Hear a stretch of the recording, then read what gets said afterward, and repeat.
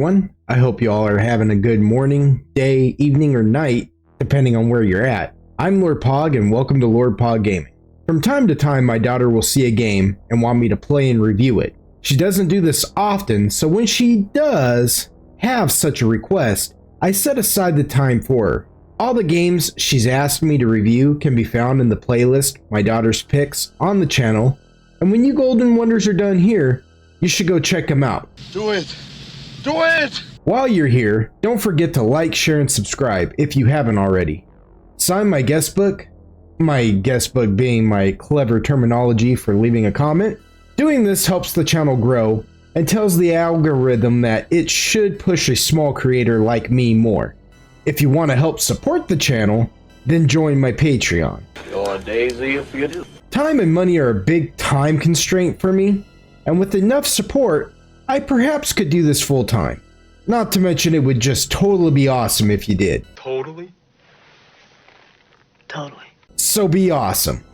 Now, that's my shameless sales pitch out of the way. Let's talk about My Daughter's Pick.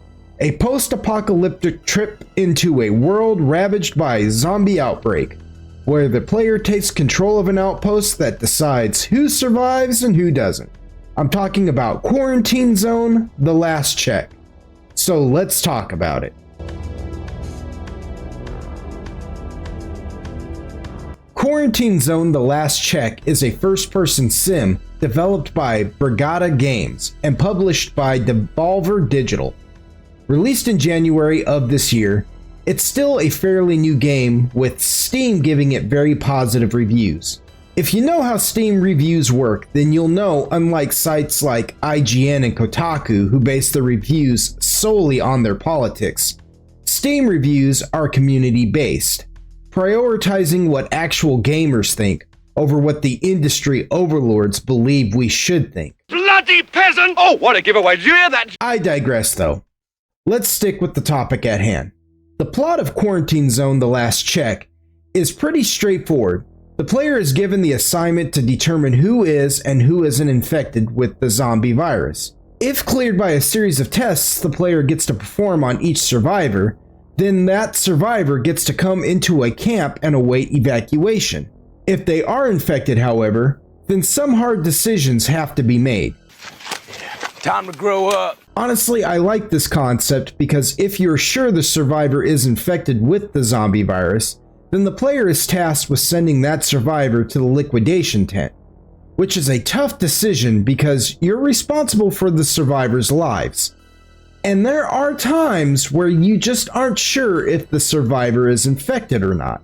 In the case of uncertainty, there's the quarantine chamber, a place where the player can send survivors to inspect them further in those cases where survivors appear healthy but show signs of infection as well.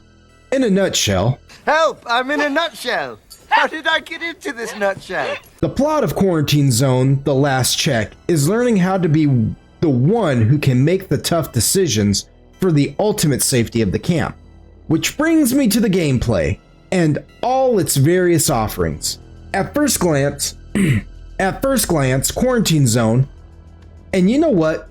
Calling it Quarantine Zone: The Last Check is a mouthful, so from now on, I'm just gonna call it Quarantine Zone to save me some time. You're a bit late for that! Plus, I'm just lazy, and I'm sure you Golden Wonders are smart enough to know what game I'm talking about by now. Check out the big brain on Brad. At first glance, Quarantine Zone reminds me of those mobile game commercials. You know the ones I'm talking about? Where you're watching what has to be the stupidest player to ever exist match the tiles so that the king doesn't get pushed by a moving wall into a fire pit. Yet the most obvious choice for which tiles to match get overlooked, so that you, the viewer, will subconsciously think, "What an idiot, I can do better than that." So you download the game, but instead of what you saw in the ad, it's a completely different and much crappier game, and the whole thing is just a fat lie to get you to download it.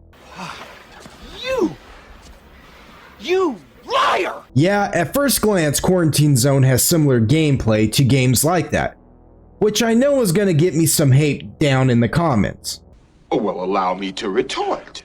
If I may explain what I mean by all that, I don't mean this in a bad way. Except for those mobile games. They suck. Anyone who has ever been duped into playing one of them soon realizes that it just isn't just a tile match game or a rail shooter for that matter. That 90% of what you see in the ad makes up maybe 5% of what you do in those games, with the rest being a build your kingdom sim and manage your resources, included with here's an overworld function that runs like dirt and is vague on what you're supposed to do with it. Oh, but here's some quick gameplay of what we showed you in the commercial. See, this is what we said it is. Don't piss down my back and tell me it's raining. Honestly, I could do a whole video on those fake mobile games, but the point I'm trying to make is that Quarantine Zone takes some of those crappy mobile game mechanics and actually makes them really cool and fun. For instance, the resource management function and base building. While as stated, those mobile games do a bait and switch. Yeah. It was alright. I kind of thought I was supposed to end up with bait, but I hear ya. Quarantine Zone introduces this in a natural way that makes sense gameplay wise, while also furthering its overarching narrative. Plus, it's not a buggy mess, doesn't overstay its welcome, and doesn't overload the mechanic with a bunch of useless crap meant solely for microtransactions. Another cool gameplay feature is the drone, and using it to help fend off the zombie hordes when they attack the outpost. Suddenly, Quarantine Zone goes from a first-person sim with elements of resource management to a full-on first-person zombie horde shooter. It's nothing too fancy or flashy, but that doesn't make it any less fun. The player takes control of a drone and flies it around while mowing down waves of zombies with a Gatling gun, a 50 cal, and an RPG. That's rocket-propelled grenade for those of you who thought you'd be killing zombies with the magical power of Dungeons & Dragons. Think, Mark! Quarantine Zone's bread and butter, however, comes from the checkpoint inspection and all the tools at the player's disposal. Full disclosure, I haven't played Quarantine Zone's entire campaign mode as of yet. I only played up until the first evacuation day. So I'm not entirely familiar with every tool at the player's disposal. What I did play, I highly enjoyed. Quarantine Zone's core gameplay is the checkpoint station, where the player ushers in each survivor for infection inspection. Move this man! What? I thought that was a good one. Anyway, the player is given many tools and tasked with being able to determine whether or not someone is infected or healthy. Healthy being a relative term here. Everyone still looks like they have the flu. For those survivors that are ambiguous on if they are infected, the player can choose to put them into a quarantine for further observation. It is here that the Quarantine Zone really shines, because the tools I got to use for what I played of the story were the flashlight, temperature gauge, and reflex hammer. The player is given a chart, and using the tools at their disposal, goes through and compares what they find on the chart to determine infection or not. For instance, the flashlight helps evaluate eye discoloration and marks on the body. The temp gauge helps determine pulse and, temperature, with the reflex hammer identifying whether or not a survivor has the reflexes of a zombie or not. And you don't want to smack them in the head because this will give false readings. It's hilarious, sure, but you shouldn't do it. Just don't be a dick. Because the chart does have a section that clearly states this survivor may be suffering from illness that isn't infection, a nebulous determination on if this survivor is becoming a zombie can and will arise at times. Hence the aforementioned quarantine chamber. But the chamber can only hold 3 survivors at a time. And I guarantee there's going to be more than 3 survivors whose condition is uncertain, meaning the player can risk sending them through to the survivor's camp to await evacuation or the liquidation tent. The liquidation tent is exactly what it sounds like, a place where those who are infected with no hope of survival anyway are sent to see Jesus. This seems easy, but there are times when you'll send a survivor to the liquidation tent and they'll say something like, "At least I'm safe now." Emotional damage! I'm not really sure if that's exactly what they say, but they like to hit you in the feels from time to time. It's a good thing, because it's the game's way of reminding you to stay human and that the liquidation tent should never be easy, even when it's the only option. Fortunately, even if the player fills up the quarantine chamber, they aren't automatically locked into this. At any point of the day, they can visit the chamber and reevaluate their choice on who is quarantined. If the player inspects a survivor they truly are uncertain about, but the chamber is full, they have the option to inspect those who are in the chamber at any time, in case they have quarantined a survivor already who they are pretty sure they should have liquidated from the start. But wait! There's more! In the event that the player has quarantined an infected survivor and they turn into a zombie, well, other than the fact that the zombie will eat all the survivors they are quarantined with,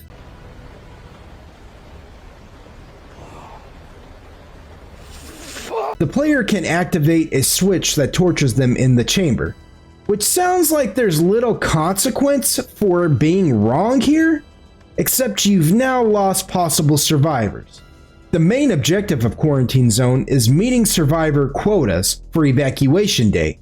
To do this, the player is given a set amount of days to separate the infected from the non-infected.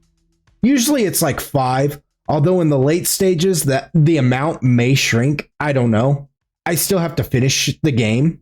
But on evacuation day, you must have a certain amount of survivors to either send off to the military to become soldiers, or to the scientists to probably be liquidated anyway in the name of science. What did he say? You can have more than the quota amount, but you don't want less.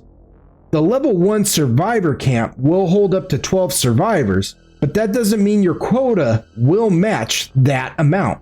This is tough because you can exceed both the quota and capacity of the camp, but then you're using more resources to keep everyone alive. Again, hard decisions will need to be made. There are cool cameos like Crazy Dave from Plants vs. Zombies, and from what I've seen in clips, characters like Dwight Fairfield from the Dead by Daylight franchise are also in Quarantine Zone. So there's still a lot that I myself need to discover. It's $19.99 on Steam, but from what I saw in one of the reviews on Steam, they said that this was an unreasonable price considering that the game isn't that long and its endless mode is insanely repetitive. They also said that the game is fun though, but I'm paraphrasing all of that here. Point being that while I personally recommend playing Quarantine Zone, it's not my place to say how any of you Golden Wonders spend your money, or what y'all think is worth spending your money on. So all I can say is that I recommend you playing Quarantine Zone: The Last Check any way you see fit. Thank y'all for joining me for this review of Quarantine Zone: The Last Check, one of my daughter's picks. You Golden Wonders mean the absolute world to me, and if you liked this video, then please like, share, and subscribe. Leave a comment and join the Patreon if it tickle your fancy. No, please do not tickle my fancy. Y'all really are amazing, and from my very heart and soul, I love y'all. Y'all come back now. Stay golden.